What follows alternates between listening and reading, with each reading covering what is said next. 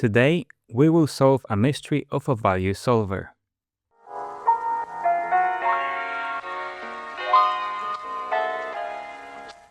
Value solver is an interesting behavior in Cavalry which lets you create complex animations, but it's difficult to understand how to use it if you don't know how it works. So let's learn about it. So in the most simple example, value solver lets you accumulate values over time. So what I mean by this is that as the time passes, value solver lets you add one value to another, essentially increasing this value over time. And also you can easily accumulate this value over time and then fade it away. So let's see how this looks in practice. So I have a simple composition and I'm going to pick a slightly darker background so we can see the examples better in a minute. Let's create a simple ellipse and I'm going to pick a bright color like just off-white, and let's change the size to maybe about 30 pixels. Let's put this ellipse inside a duplicator, set it to step, and then I'm going to change the width and height to 65 and 65. So now my ellipses are fitting nicely next to each other. Let's increase the count number until entire composition is covered with circles. So let's create a simple example that will help me visualize what the value solver is in a moment. So I'm going to add a value to shape opacity and then add a falloff.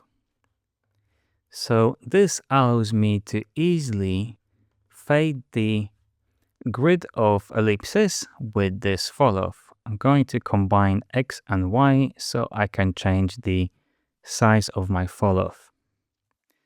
Maybe something like 300 pixels will do.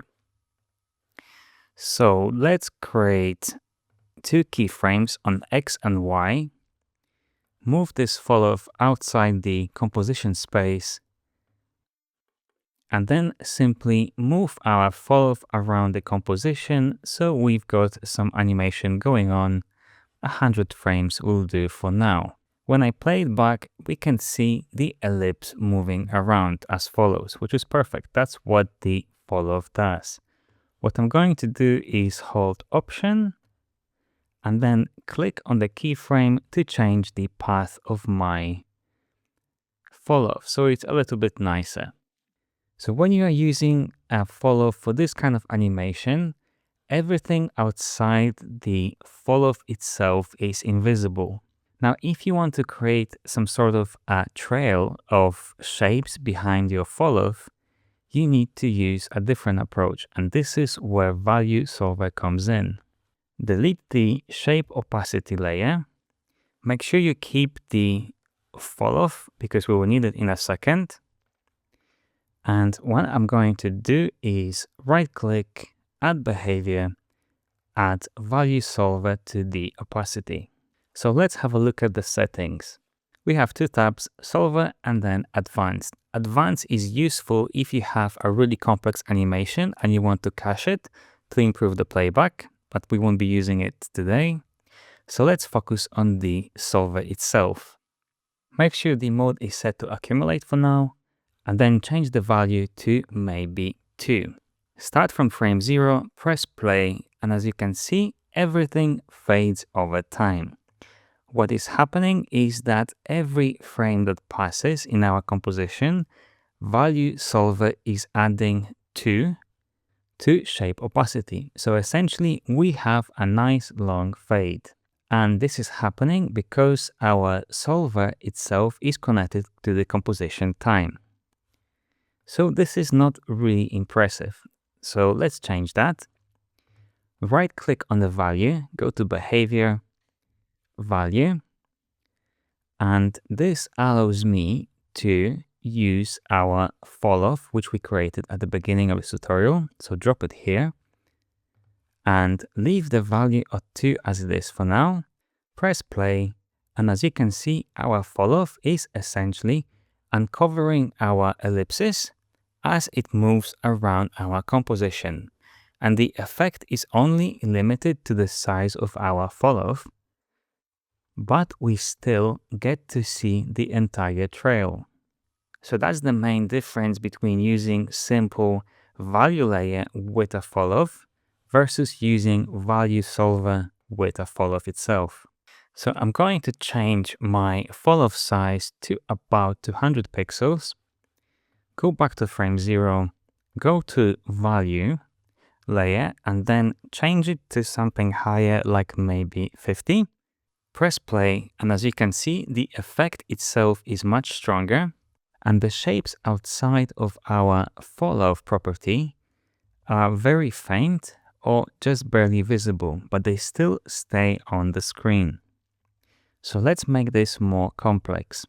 Go to value solver, then find fade mode, turn it from off to multiply by value.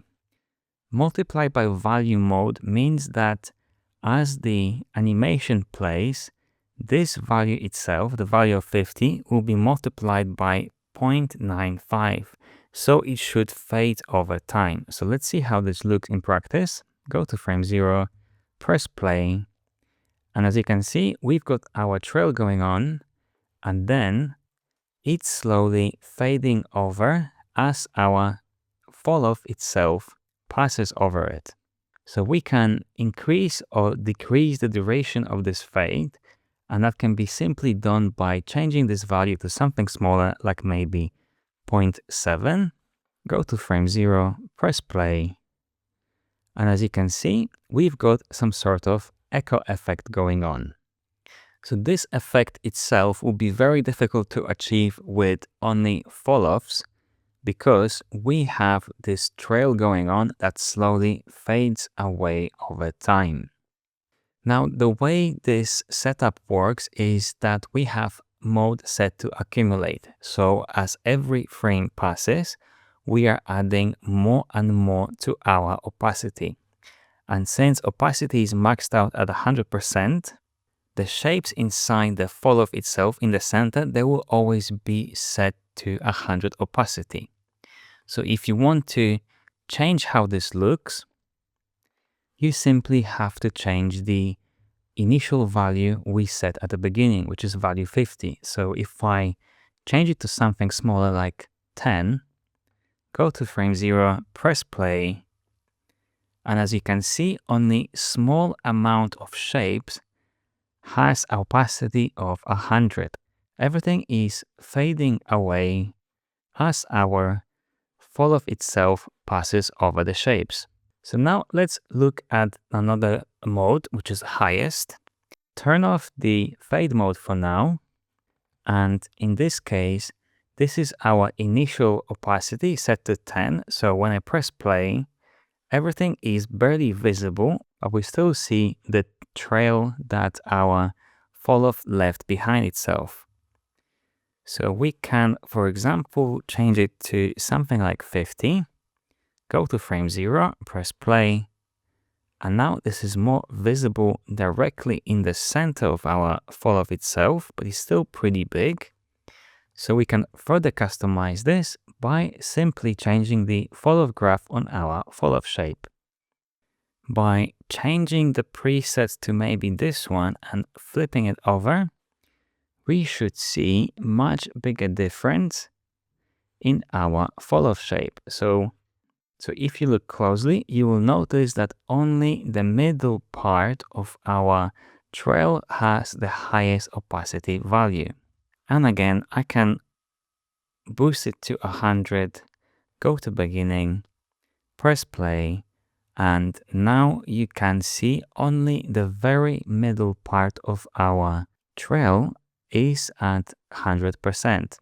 And again, we can fade this off with multiply by value, leave it at 0.7, go to frame 0, press play, and now we've got a trail of faded spheres behind our falloff itself. So let's make more complex example. I'm going to leave my Falloff shape as it is and simply delete the value solver. Open the duplicator, and what I want to do is find shape scale, right click, and then add behavior value to solver to both X and Y. Then right click on the value property, and then let's add value to both X and Y. This will be our value which we'll be adding to our duplicator's shape scale property. So on the Falloffs tab, add the falloff we're using for the whole animation, go to behavior, and I'm going to pick a small value of maybe 0.2, press play, and as you can see, the stuff is working. Some of the shapes are blending with each other because over time we're adding this value as the falloff passes over every single shape. So let's go to value solver layer. I'm going to look at the offset and grab X and link it with Y. Go to frame 0, and what I'm going to do is use this value as our baseline. So I'm going to set to something small like 0.1, press play, and now we've got our initial grid back, but we get to paint more spheres as our falloff passes over them. And again, we can use multiply by value with this setup. So I'm going to link X to Y on the fade value property and change it to something 0.7. Press play. And as you can see, we've got our little blob going on and every single sphere is fading behind it. You can think about this value as essentially percentage of this value. So over time, we're reducing the scale of our dots as our falloff passes over them. That's why you've got this fading away tail of animation of sorts. Now I want to increase the size of the tail, so I'm going to change my fade value to something like 0.85. Go to frame 0, press play, and now our tail is slightly longer. You can see where my falloff is, the center of it, and how far our animation essentially lags behind the initial falloff pass. So this is nice and interesting, but we can make it even more complex. So let's open the ellipse shape, go to Fill tab, and then right click on the color property, behavior, add color blend. Color blend allows us to blend the shape's color between these values across this gradient using the strength slider. So you can pick any colors you want. I'm going to use only 3 stops and I have 3 colors prepared. So I'm going to grab this off-white color, drop it on the gradient 1, grab the yellow, drop it on the gradient stop 2, and then this tomato red, drop it on the last gradient stop. And now I've got my colors loaded here. Going to space them out and I'll actually flip them around, space them across my gradient, press play, and nothing is happening. The reason that nothing is happening is because the strength of our color blend is set to 100. So essentially we are sampling this area across all our shapes. So we need to modify this slider over time as this falloff passes over the shapes. And this can be easily done with the value solver. However, there's one problem. I'm not sure what values value solver is outputting right now, but I need to clamp them between 0 and 100%. So let's use number range on this property over here.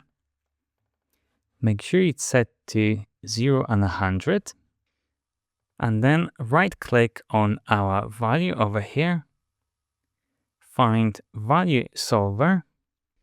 And what I want to do is essentially match these two values together. So my multiply value will be 0.85, and my value over here will be simply the value we're using for the shape scale.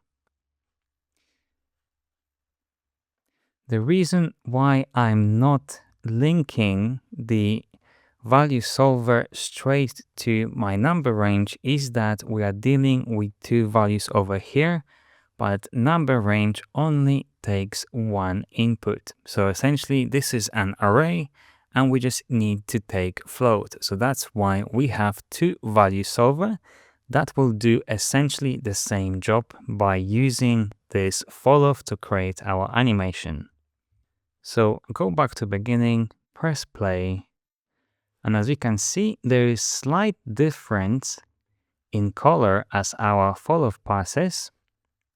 So let's have a look how we can improve it. Our color blend is mostly on the red and orange side, so somewhere around here. So this means that these values are a little bit too big, especially the source maximum. So let's have it to maybe 5. Go to frame 0, press play, and this is better. So let's maybe have it to 1. Press play, and as you can see, we've got a perfect color blend going on the biggest shapes, and they fade into this yellow color on the edges and everything else stays red. There is loads that you can do with Value Solver, and hopefully these two examples gave you some ideas how you can use Value Solver to create some really complex animations. Thanks for watching.